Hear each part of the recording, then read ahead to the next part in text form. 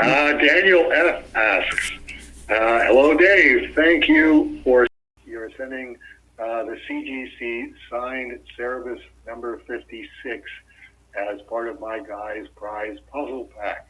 I really appreciate you making this extra excitement for anyone who ordered puzzle packs from the recent Cerebus Archive Kickstarter. And I'll answer that part and say, coincidentally, today, just when I was getting this question from you, the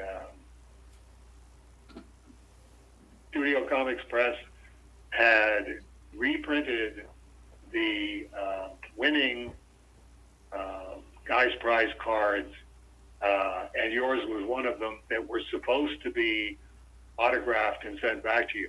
I think you got your card back, but I didn't sign it, and Rolly thought, well, I thought he was going to sign it, but I guess he decided not to, so I'll just send them back.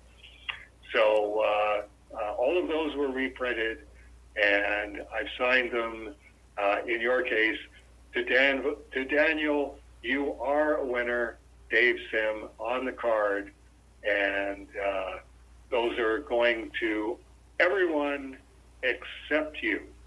And the reason that you're not getting yours and it's having to be reprinted again is I pushed it because I think autographs always look better in ballpoint pen.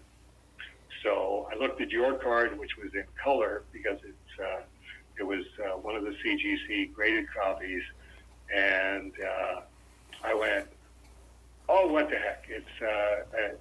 It'll still take ballpoint.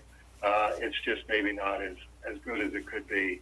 And no, it was horrible. It was absolutely horrible. And I went, okay, you're kidding yourself, Dave. It's going to look better if you do it with the fine point Sharpie. So let's do it on everybody else's card, having screwed up Daniel F's card to the point where I couldn't possibly send this to anybody, let alone Daniel F. So you will be getting a personalized copy of your winning card, but yours is the one that has to be reprinted. All of the rest of them went out today. He goes on, I recently watched the 2022 film Funny Pages.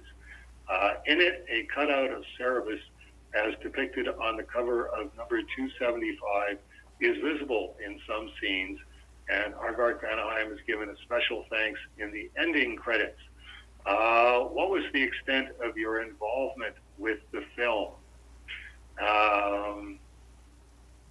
Pretty extensive, more extensive than I thought it was going to be. I was contacted first by somebody who was delegated to the task. You know, we want some authentic props from the time period for the film, and specifically asked for Cerebus number 275. So I knew it was a Cerebus fan who was doing the film, and said, you know, there's no problem. We will be able to do this. Sean Robinson will be able to remaster the image and blow it up to stand-up size, and we'll be able to give it to you in a form that there's no problem. You'll be able to reproduce it perfectly. And then was made aware that this was the director's name was Owen Kline, and specifically asked about wanting to have Cerebus in his film, which at the time was called Two Against Nature. And would I be willing to sign off on this? And I said, sure. You know, I'll be happy to talk to the director if he wants to talk to me. And got a phone message back. Yes, Owen would definitely like to talk to you.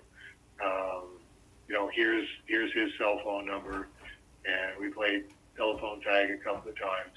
And then I just talked to him about his film. because I was curious about it.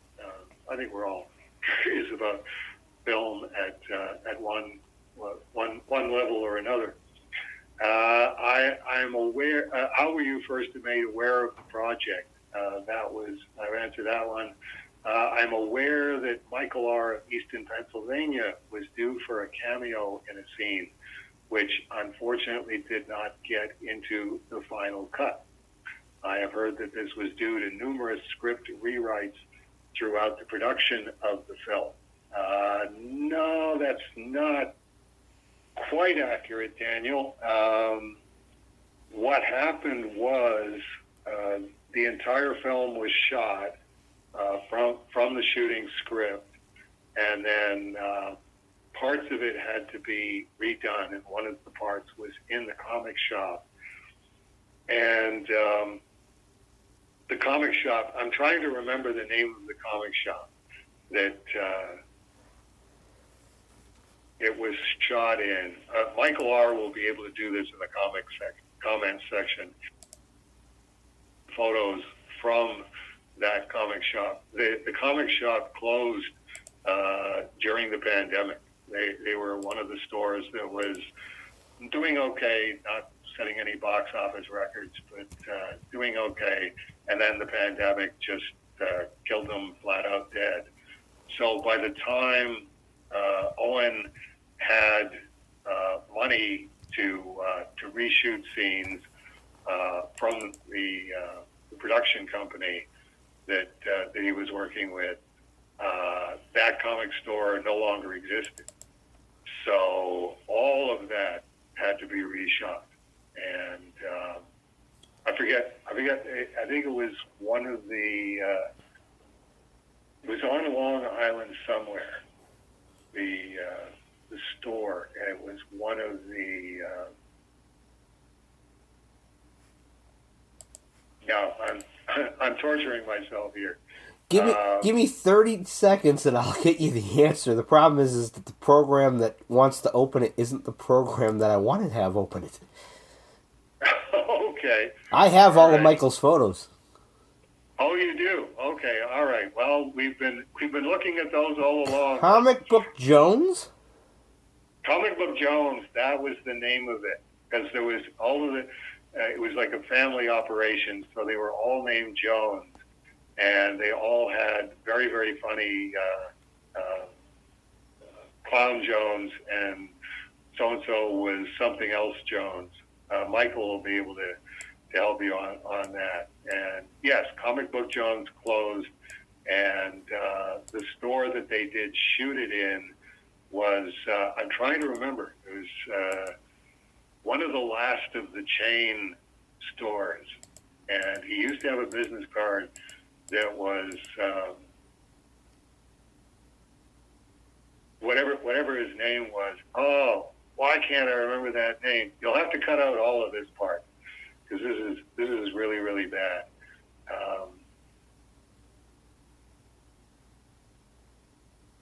And it was whatever the name was.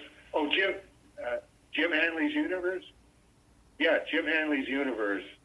And Jim Hanley used to have on his business card Jim Hanley figurehead, which I always thought was very, very funny. So you see what you can do about chopping out some of that.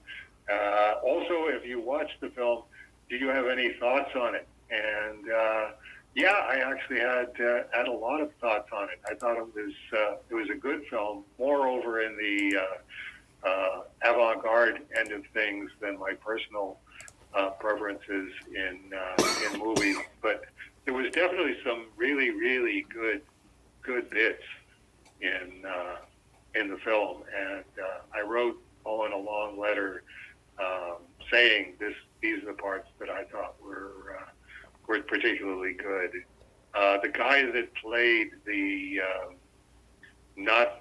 Lights Are On, Nobody's Home image hanger on, who was the title character's obsession of you actually became a professional. You were in comics. I want to, glom onto you. And the guy was he was already partway around the bend, and this was driving him completely around the bend. I thought the part at the beginning with the mentor who was theoretically mentoring the title character, I thought that was possibly autobiographical on Owen's part. I didn't get a chance to talk to him about it because I thought it was a remarkably good scene where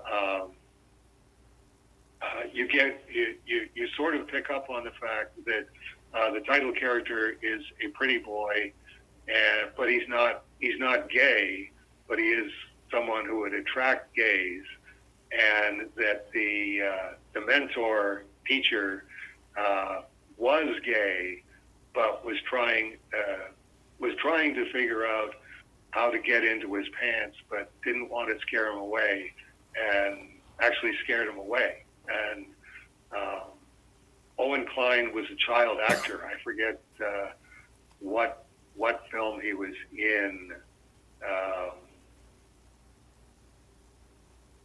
but it was a very prominent avant-garde film about 10 years, 15 years before that.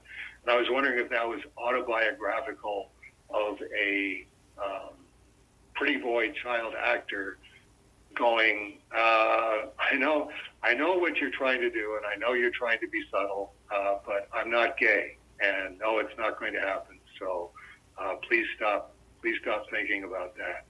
And that I think that's probably a very common experience for attractive young men who were very, very attractive boys and very, very attractive teenagers, but weren't gay and consistently ended up in this situation, guys being guys.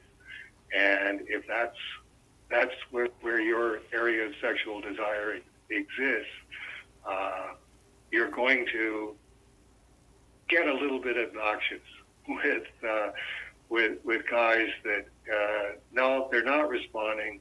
Just leave them alone. Go find somebody who is actually interested.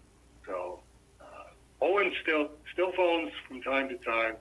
I've talked to Owen several times since this film came out, and he's working on another film which sounds very, very interesting. And said, I'll send you a script as soon as I got a shooting script, and I haven't seen it, so I'm assuming that that's just a stage where Owen's not socializing. He's working on his script and trying to get it to a finished point.